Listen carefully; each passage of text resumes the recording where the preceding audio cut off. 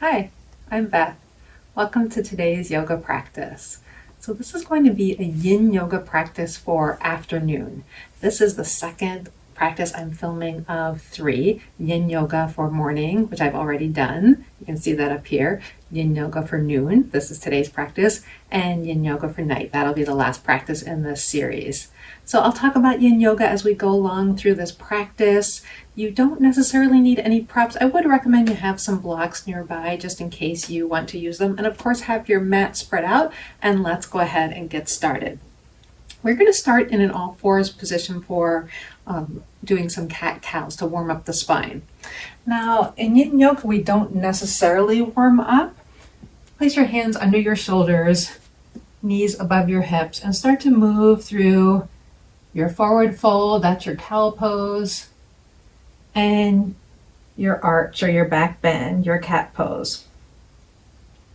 So in Yin, we work the muscles cold so that we can get to the surrounding tissues. Yet if you're doing this practice in the afternoon and you've been seated a lot, it can feel good to just start with a few basic spinal movements. Now, if you can start to coordinate this with your own breath, you might breathe in as you let your spine hang toward the floor, tip your tailbone up, look up a little bit, and then exhale as you take that roundness into your back, tuck your tailbone down, your chin down. Just a few more like this.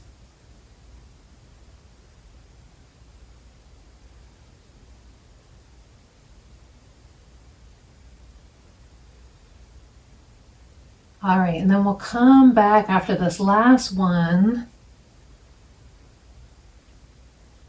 back to our tabletop center. And we're going to go into what's called melting heart in Yin. We're going to do this one arm at a time, starting with a melting heart and then moving into a twist position or thread the needle. So this might look familiar to our puppy pose from Hatha Yoga. We'll start to walk both arms out as if you're going into puppy pose, keeping your hips right over your knees, letting your chest start to come to the ground. But then we're going to bend one arm, making a little pillow for the head. And we're going to rest the forehead on that arm while we keep the other arm stretched out. So that's the position. Now, as you get into that, I might cue you. You can stay in the position that when you get to the position that works for you. I'm going to move around a little bit as I help us find this place.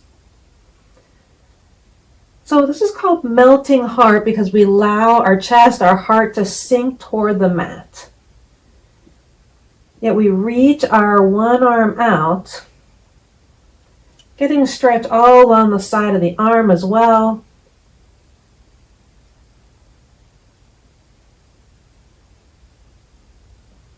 We're really looking to stretch these upper back muscles. And you can have this outstretched hand on a block if that feels better for you. And maybe your head comes all the way down to the mat comfortably.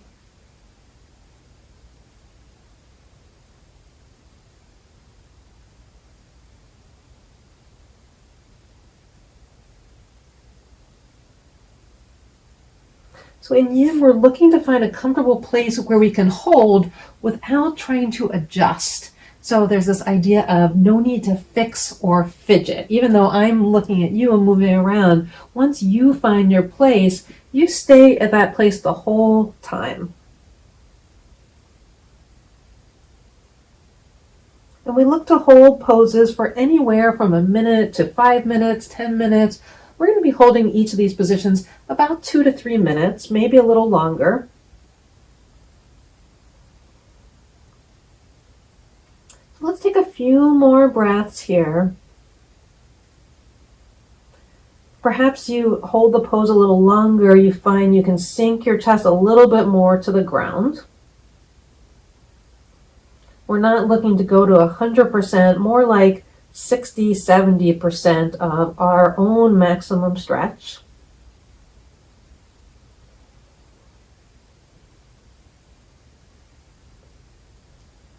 One more breath.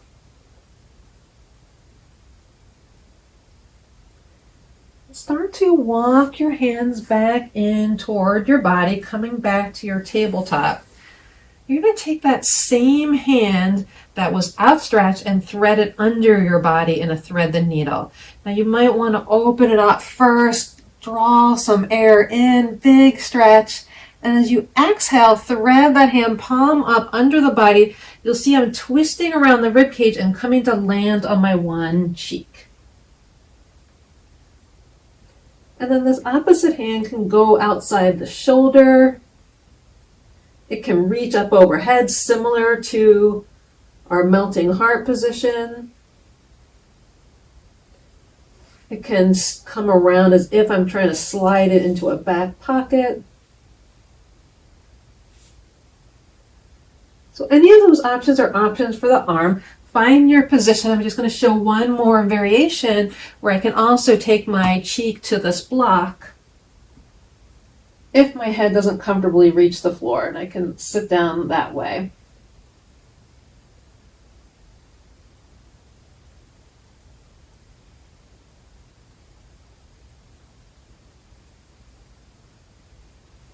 Remember that once you find your pose, you want to hold that same posture in stillness without moving, as much as is comfortable for you.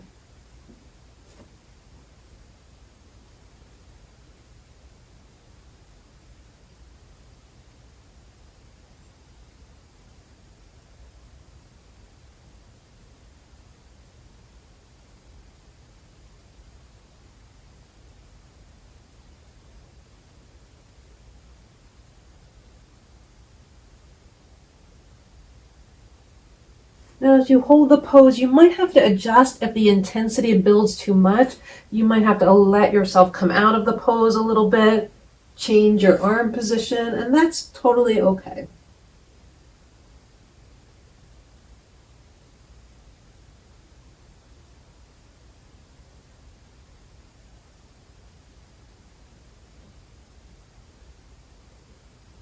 After your next breath, use your hand to help push yourself up. Come back up through center. Let's just take a few cat-cows before we go to the second side.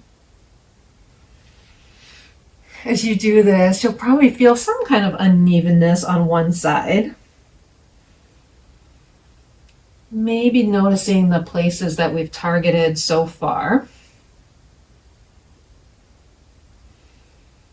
All right, then come back through center and we'll move to the second side. So we start by stretching both hands out. Remember, we're coming into sort of a puppy pose position here. And then we'll keep one hand outstretched as we keep letting our chest sink toward the floor. The other arm can bend in as a little pillow for your forehead. If you don't need it for your forehead, it can be above your forehead. So all of the wiggling and adjusting happens ideally at the very start of the posture. And then once we find our place, we try to hold still for time. And that is the key to Yin, is stillness for a period of time.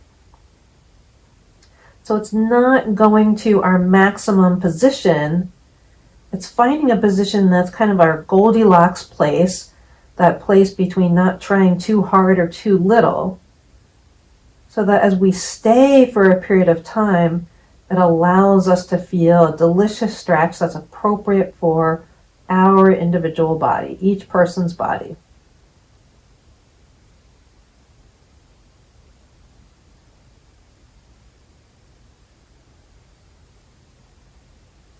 Now, of course, sometimes we guess wrong and we go too far or too little. And in that case, absolutely do take a moment to adjust.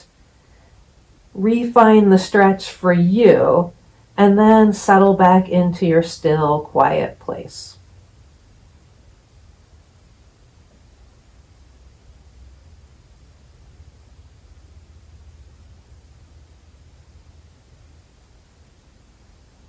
Now you might notice that I have glasses on so that I can see what I'm doing as I teach. If you wear glasses, I encourage you to take them off for your practice so they don't get in the way of any of these postures. Let's take about 3 more breaths in this melting heart.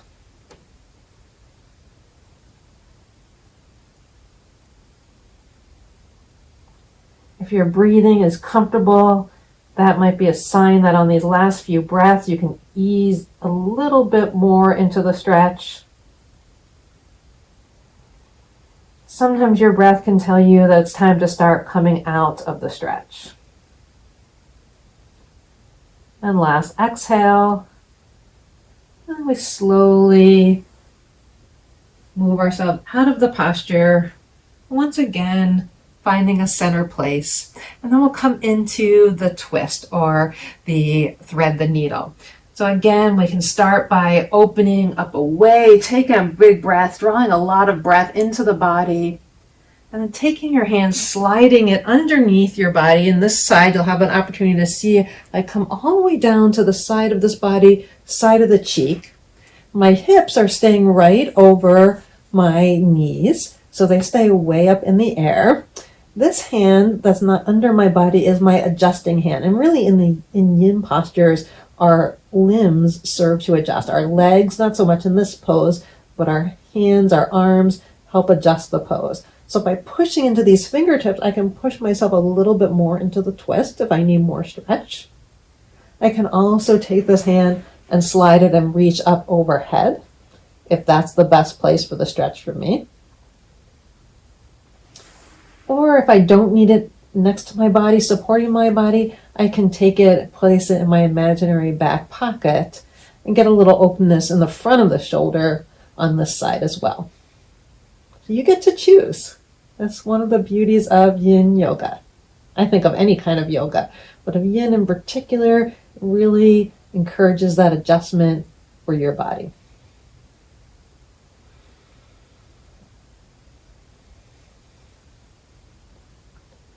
And we settle in. If I find that, I went a little bit too deep into the stretch, it's starting to build too intensely, I adjust, so I lessen the stretch a little bit. Maybe I put my hand here instead, so that I'm at a place where I can hold it for the time that we're allowing for each pose.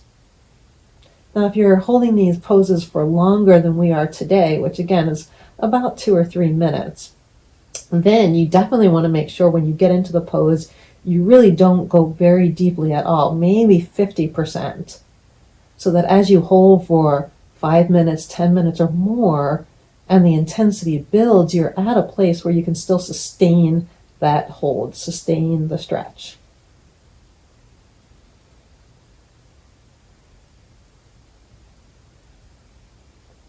As you go quiet in the pose, you can listen to the sound of your breath. Again, noticing whether your breath is smooth and comfortable. That's a sign that you are in the right place for you. Let's take one more breath here. As we release the pose, we use our hands, our limbs to help. We move slowly because the stretch could have intensely built up in our body. Come back through center. Maybe just a few more cat-cow. Or maybe we stay here in tabletop just to feel the impact, the effect of the pose. That's where we get the sense of rebound in the posture. All right, we're going to come back to our knees and we'll move into dragon pose. So dragon is the same as a lunge in Hatha Yoga. The poses in Yin often have different names to differentiate them from Hatha Yoga poses. So for this, I will grab my blocks. Again, you may or may not want to have blocks for you. I place them up on the side of the mat and step forward with one foot into a lunge pose. So this is dragon, and in Yin Yoga, dragon can be in virtually any position. It can be very low. The knee can come forward over the toes and emphasize more of a stretch in the ankle, and that'll happen even more if I have my bottom foot closer to my body, so you can emphasize the stretch in the ankle there. You can keep your blocks low and your body low. In this version today, though, I'm going to take my blocks up closer to my body in a higher position and come into an upright dragon. And the reason I'm doing it this way today is because I want to encourage a little bit of a lift of my chest to the sky, and I just a baby back bend. Since this emphasis of today's practice is as an afternoon practice, back bends tend to be a little bit more energizing. So by uplifting into this upright back bend, I might feel a little bit more energy in my body. The other advantage of being upright here is this side, that's the knee down, the front hip flexor, all of these muscles around the front, the hip, even the inside, those can get really tight and constricted if I've been seated a lot during the day. So being upright can just feel like a nice stretch.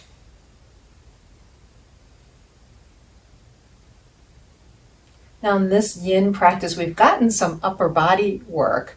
Yin is generally said to be more around the torso to the knees. So this area down to the knees is really the focus of most yin poses. It's less for the upper body. There are standing poses for yin. You'll notice we're not doing any in this practice, which is part of the reason why we're taking our lunge or our dragon upright as a supplement, as a replacement for doing any standing postures today.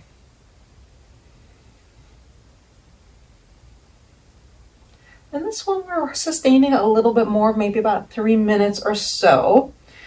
If as you do this, you see I have a wall nearby, you can absolutely hold on to a wall rather than the blocks. Walking your hands back along the wall could be a way that you can actually take this into a little more of a back bend if you would like. You can have something behind you, like a chair or even a couch, and place your hands on the object behind you to sustain. And if you absolutely prefer not to do an upright posture, you can stay down with your dragon as we started. This is certainly your practice, and all of those options are available to you.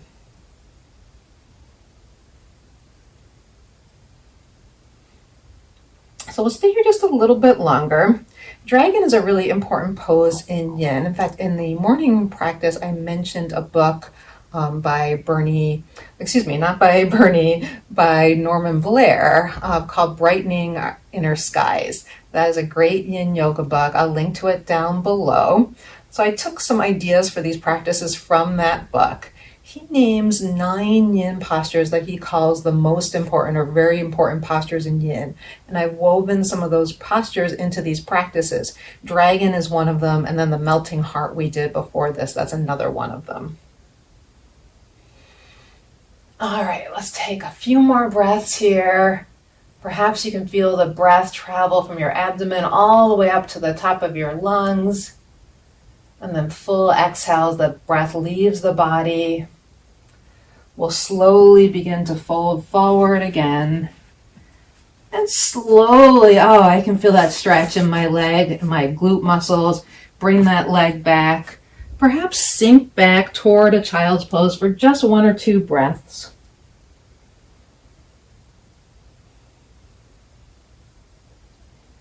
And come back up, find your blocks if you're using them, and we'll step the other leg front. So I'm going to find some stability first. You can have the feet about hip width apart or wider if that gives you a more stable base. And then if you're using the blocks to help you come upright, start to walk the blocks in closer to your body. And you'll notice in the beginning of the pose, I fidget a little bit and find the place where maybe my feet are a little bit wider so I can feel stable here. Maybe my back knee is back a little further, so I'm more to the top of the kneecap, not right on it. I'm starting to feel that stretch in my front hip flexor all the way around to my glute muscles. So a lot of places stretching in this pose. And then I find that stretch and I start to hold.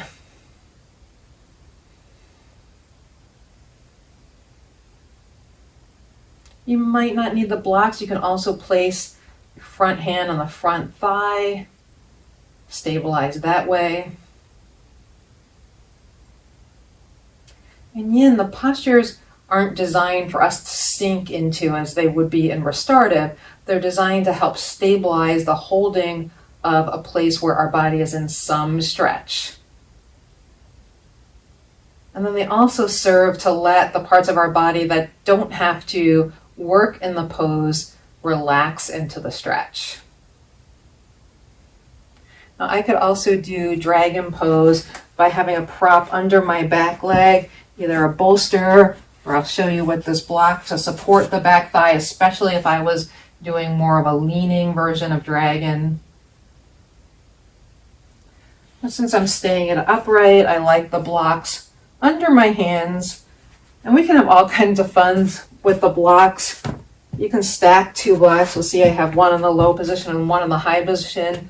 Other hand on my front thigh. That just gives me a little bit more height here. In fact, that feels better. I think I'll stay here for the last minute or so.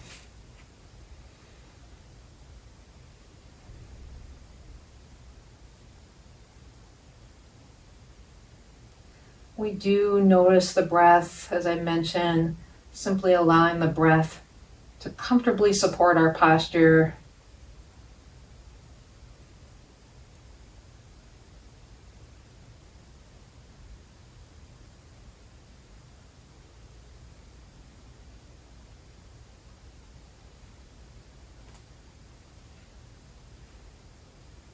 Feeling the sense of air in our body, the movement of breath through the body can help us stay present.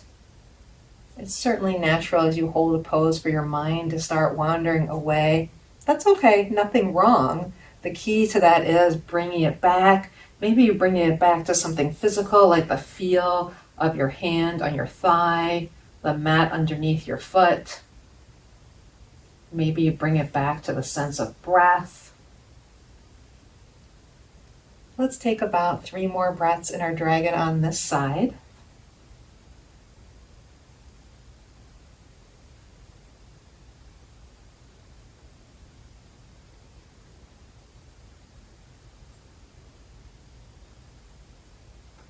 Okay, as we exit the pose, remember to move slowly as you've stretched intensely. It's really good to move slowly. We don't realize how much we've stretched until we start to move out of it. If you can sit on your heels, take a moment to sit like this.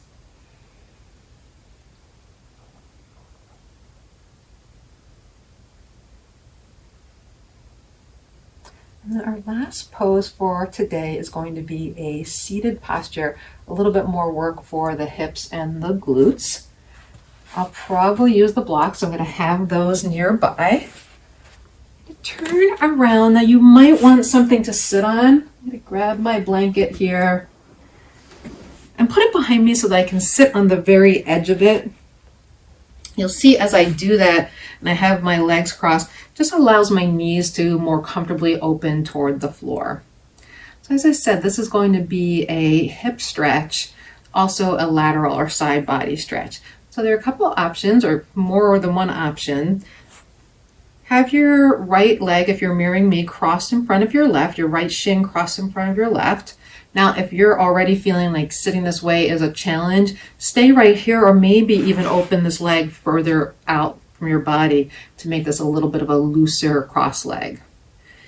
If this is not so much of a challenge, or you want to try a little bit more, I'm going to take the block under the front shin, elevating a little bit, so that you're in a version of square pose. If I look down, I see this triangle in between my legs. That's the setup for square pose. And as you see that, as I do this, my foot in front is about the same height as my knee. It's close enough that I can comfortably slide it over to my knee. Even though this is going to make my opposite knee up in the air, that's totally fine because it doesn't hurt me. It's not bothering me. If it bothered me at all but felt doable, I might put a block under to support it. If this was hurting my ankle or hurting my knee to be here, then I would keep my square pose right here. So you have all those different options, not using any props at all, keeping the shin crossed in front in a cross leg, or even a looser cross leg, placing it on your body with or without a prop. You could also have a blanket filling in the gap here. For today, I don't want to go quite so deep, even if I can. I don't want to go there today. This is feeling enough stretch for me today. I'm I'm going to stay right here. I'm going to wiggle around until I make sure I'm really comfortable in my sits bones. This leg feels comfortably supported by my prop. Arms come down by my sides. And then we'll add the lateral stretch. So I'm going to take the same arm as the shin that's crossed in front. If you're mirroring me, it's going to be your right arm. Lift that right arm up overhead. Really lift out of the rib cage, out of the armpit, getting a lot of length here. And then hinging over only to the amount where I start to feel stretch, maybe in the side ribs. And remember, we're looking for a place that we can sustain. So I don't really push to go to, oh, that's my maximal stretch. I push to where, oh, all right, I feel this bit of a comfortable stretch right here. I feel like, yeah, I can do this. Look at my clock here for another 2 minutes. That feels really doable. So that's what we're going to do.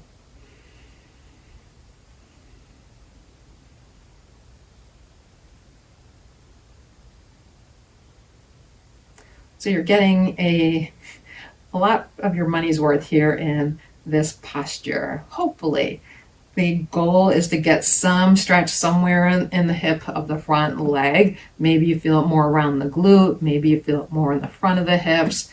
We're looking for some kind of stretch in that area. And then the other target by adding this lateral stretch is on this side body. The person I did yin training with, she would say that if you get all of those areas, you've hit the jackpot of the pose. Now you might not, you might just get, a little bit of a payoff, and that's good too. If you hit the jackpot, great. That's your place, and you know to stay right there, and you are in your own best stretch.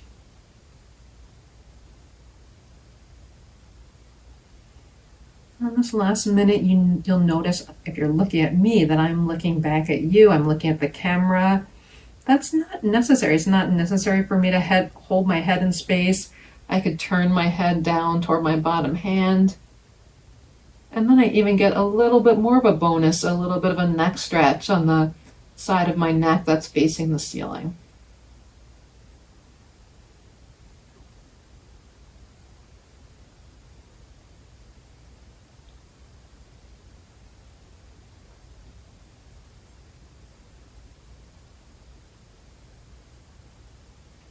All right, we'll be about 3 more breaths on this side. Imagining sending your breath particularly into those side ribs. And after your third exhale, start to unwind, lifting yourself back upright. You can use your hands to help your leg off your prop. Move the prop out of the way for a moment, and in fact, give your legs a little shake out for a moment. Feel nice to shake the legs out straight after we've had them bent like that. All right, we have one more side, one more little bit of this practice. Take one leg in across, your opposite shin, your left shin, if you're mirroring me today, in front. Now remember, a cross leg, you'll still get that triangle in between your legs. This is a place you can stay. You can loosen your cross leg with the front leg coming out more. We can invite in or blocks don't escape us, the practice of props, where we put our shin on this prop.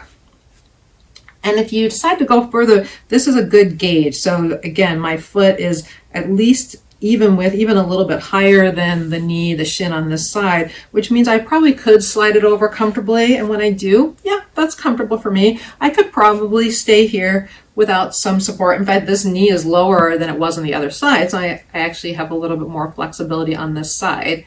But I'm feeling a lot of intensity here, more intensity than I want in order to sustain this pose. So I'm going to keep my leg right on the block, move around on my sits bones, make sure that that's comfortable, slide my opposite hand out to the side, reach up with the same hand as leg crossed in front, so left, reaching up tall, and then exhaling to the place that I can comfortably hold, wherever that is on this side. Now, just as there was a different level of flexibility in my hip joint and my knee joint on this side, there might be on my side body as well. So that might mean as I lean over, I feel the stretch sooner. and I stop a little bit more upright, that might mean the side is more open and I have space to lean a little bit more to the side, which kind of seems like where I am on this side.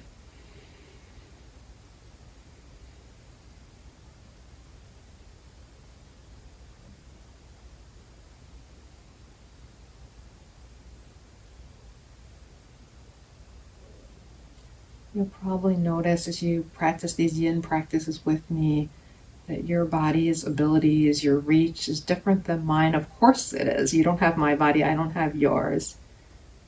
And that might mean things you didn't think of, like this bottom hand might not reach the floor. So look, there's another block here.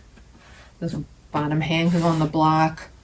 Maybe the forearm, that doesn't quite do it for me. But if the hand on the block feels good, that's another option for you. So we have about another minute here.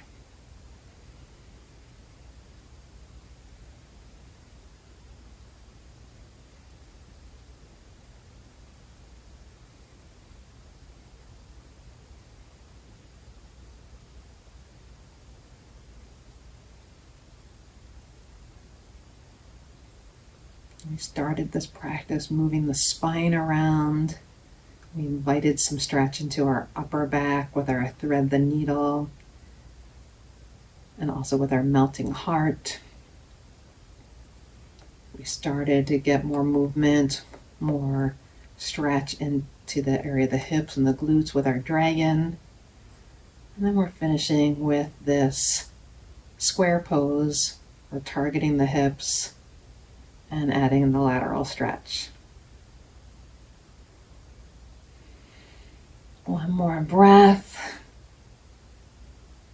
Slowly move out of the posture on your exhale. Again, I encourage you to use your hands to help move your legs out of the pose. Set your props aside. Maybe give your legs one more shake out here. So that was today's afternoon yin practice.